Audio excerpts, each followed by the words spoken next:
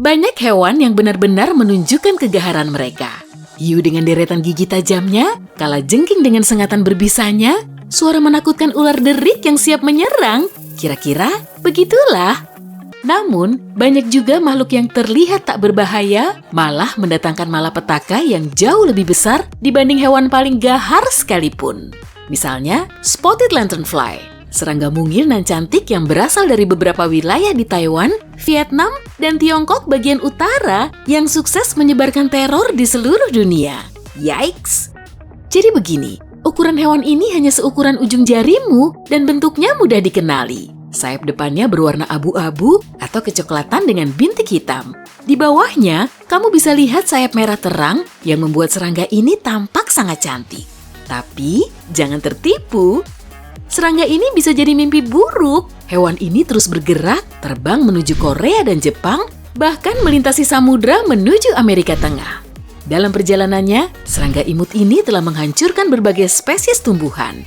Di Amerika Serikat, pohon maple dan betula pun menjadi korbannya. Memang seberapa parah sih efeknya? Lanternfly menembus jaringan daun dan batang pohon, lalu menghisap getahnya dan hanya menyisakan lapisan penuh gula pada daun yang bisa menyebabkan tumbuhnya jamur. Akibatnya, tumbuhan atau pohon berhenti tumbuh dan akhirnya layu. Ini bisa berakibat buruk pada tanaman, produksi makanan, dan penghijauan hutan. Eits, tak perlu khawatir berlebihan. Serangga ini tidak menggigit atau menyengat manusia.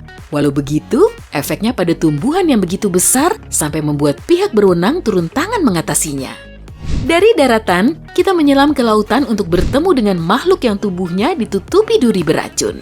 Perkenalkan, Crown of Thorn Starfish atau si bulu seribu. Hewan ini menghabiskan harinya dengan merayap ke sana-sini dan menyantap koral. Dalam keadaan normal, efeknya baik bagi ekosistem karena bulu seribu memakan koral yang tumbuh terlalu cepat sehingga memberi kesempatan bagi spesies koral yang tumbuh lebih lambat untuk mengejar ketinggalannya. Tapi, kalau jumlahnya terlalu banyak, baru deh masalah sebenarnya muncul karena hewan ini bisa dengan cepat membabat habis sebagian besar terumbu karang. Bulu seribu bahkan dianggap sebagai biang keladi hilangnya karang dalam jumlah yang besar di Great Barrier Reef atau terumbu sawar besar di Australia. Penelitian yang diadakan tahun 2012 menunjukkan bahwa hewan ini adalah salah satu dari 2 penyebab utama musnahnya gugusan karang dalam 27 tahun terakhir. Penyebab satunya adalah badai tropis. Lebih parah lagi, duri bulu seribu menghasilkan neurotoksin yang menyebabkan rasa sakit yang menusuk-nusuk yang berlangsung selama berjam-jam. Kalau kamu tak sengaja menyentuh atau menginjak hewan ini, durinya dapat menembus kulitmu. Lalu, kemungkinan akan timbul infeksi dan berbagai masalah lainnya. Lebih baik jangan dekat-dekat deh. Selanjutnya, ikan mas. Kamu pasti tahu jenis ikan mas yang warna-warni itu loh, ikan koi. Jenis ini memang dikembangbiakan secara khusus agar terlihat lebih menarik. Makanan ikan mas terdapat di bagian dasar air tawar. Hewan ini memakan tumbuhan, binatang, alga, dan mikroorganisme yang hidup di lumpur sungai atau danau. Masalahnya, cara mereka makan menurunkan kualitas air. Ikan mas mencabut akar tumbuhan yang mereka makan dan membuat air keruh, menyebabkan sinar matahari tidak dapat menembus air sehingga menjadi bencana bagi beberapa spesies lainnya. Hewan ini juga menghasilkan nitrogen dalam jumlah besar yang membuat air tidak bisa dihuni ikan lain. Itulah kenapa banyak yang menganggapnya sebagai hama. Ajaibnya, gajah juga termasuk dalam daftar teror alam ini loh. Untuk menemukan makanan dan air, hewan besar ini mengarungi area yang luas. Mereka mematahkan batang pohon, mencabut semak dan pepohonan hingga ke akarnya. Kalau hanya beberapa, mungkin kerusakannya dapat diperbaiki secara alami. Sayangnya, efeknya begitu buruk sehingga membuat para ilmuwan khawatir. Pepohonan di seluruh Afrika Timur rusak berat oleh gajah yang melintas. Harap diingat, raksasa jinak ini tidak bisa disalahkan sepenuhnya. Kala itu, terjadi kebakaran hutan yang memaksa gajah untuk berpindah. Kabar gembiranya, setelah gajah mengunyah buah-buahan dan sayur mayur, biji buah dan sayuran ini juga ikut terbawa berkilo-kilometer jauhnya. Kok bisa? Iya, lewat kotorannya. Kemudian pepohonan baru mulai tumbuh. Dan jika kondisi lingkungannya sedang kekeringan, gajah menggali lubang yang dalam menggunakan kaki, belalai, dan gadingnya. Hal ini juga membantu hewan yang kehausan di sekitarnya. Perusak ekosistem lainnya adalah kanguru. Jumlah hewan ini terlalu banyak hingga menyebabkan masalah baru di Australia. Satu dekade dengan hujan dan cuaca lembab menyediakan makanan yang melimpah bagi hewan berkantung ini. Jumlah hewan ini tadinya hanya 27 juta pada tahun 2010, lalu melonjak ke 45 juta hanya dalam waktu 6 tahun. Kanguru mulai membabat habis tumbuhan asli Australia sehingga banyak hewan yang kehilangan makanan dan habitatnya. Hewan ini mencabut tumbuhan dari tanah, membuat tanah di berbagai area kehilangan penahannya sehingga mengalami erosi. Kawanan belalang dalam jumlah yang sangat besar dan menyebar di berbagai area menghancurkan tanaman yang dilewatinya. Ini menyebabkan kelangkaan makanan dan beberapa spesies tidak dapat bertahan hidup. Yang paling berbahaya adalah belalang gurun yang hidup di Afrika, Asia, dan Timur Tengah. Biasanya, hewan ini menduduki area seluas 15 juta kilometer persegi. Ini hampir 2 kali lipat luas Kanada. Dan saat terjadi lonjakan, bisa mencakup 1/5 daratan bumi. Kawanan yang biasanya memenuhi langit ukurannya bisa mencapai 740 km, berisikan 60 juta belalang setiap 1 km. Setiap ekor belalang memakan tumbuhan yang setara dengan berat tubuhnya setiap hari. Kawanan belalang seukuran kota Paris bisa menghabiskan makanan yang setara dengan jumlah makanan dari setengah populasi Prancis dalam sehari. Kambing juga tidak bisa dianggap remeh. Hewan rakus ini sangat menyukai semak belukar, pohon, dan semua jenis tanaman. Kambing bisa mengubah hutan rimbun menjadi padang rumput kalau hewan ini dibiarkan hidup bebas. Masalah mulai terlihat di Australia dan pulau terpencil lainnya di mana orang baru mulai bermukim. Hewan ini menggali hingga lapisan keras bumi dengan kukunya. Saat cuaca buruk, angin akan memindahkan tanah yang lembek ini dan erosi pun terjadi. Spesies mungil tapi berbahaya lainnya adalah katak tebu. Hewan ini sukses menduduki kawasan Oseania, Karibia, Amerika Serikat, dan beberapa tempat lainnya.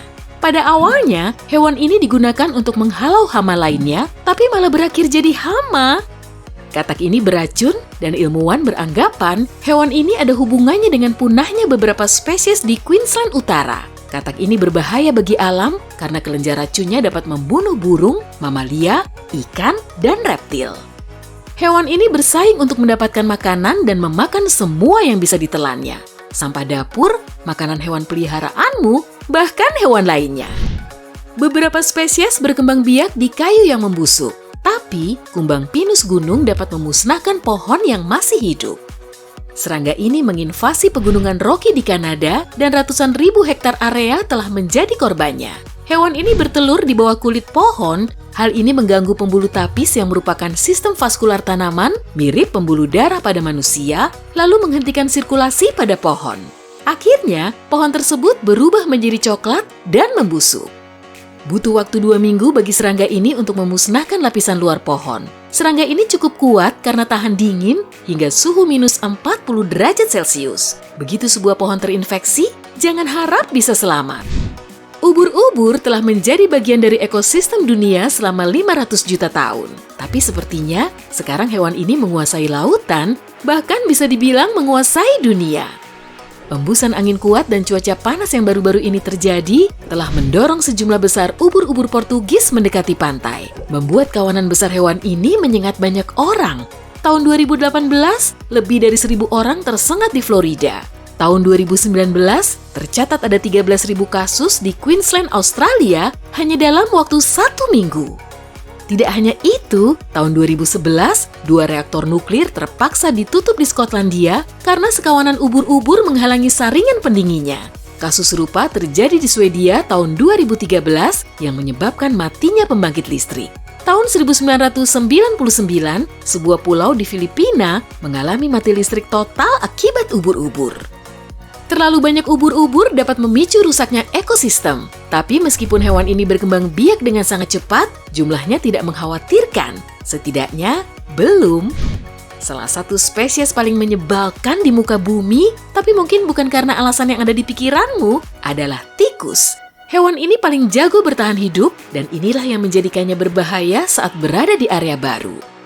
Seperti saat tikus hitam menginvasi pulau Lord Howe di Laut Tasman. Hewan ini menghancurkan hasil panen, melahap buah-buahan dan biji-bijian tanaman setempat yang menghambat tanaman ini tumbuh kembali. Mereka juga memakan telur burung dari sarangnya dan melahap apapun yang ada di hadapannya. Para ahli yakin kalau tikus kecil pertama kali muncul di kawasan ini tahun 1850. Sedangkan tikus besar muncul tahun 1918 saat melarikan diri dari kapal yang tenggelam. Dalam 100 tahun, hewan ini menjadi penyebab utama punahnya 5 spesies burung, 13 invertebrata, dan 2 tumbuhan. Sampai membuat kebun binatang mengadopsi 2 spesies burung langka lainnya untuk membantu hewan ini bertahan hidup. Ada 150.000 tikus besar dan 200.000 tikus kecil di pulau tersebut. Untungnya, spesies burung yang hampir punah kembali berkembang biak setelah dilakukan pemusnahan tikus besar-besaran. Yang terakhir adalah manusia. Ayolah, apa masih perlu dijelaskan?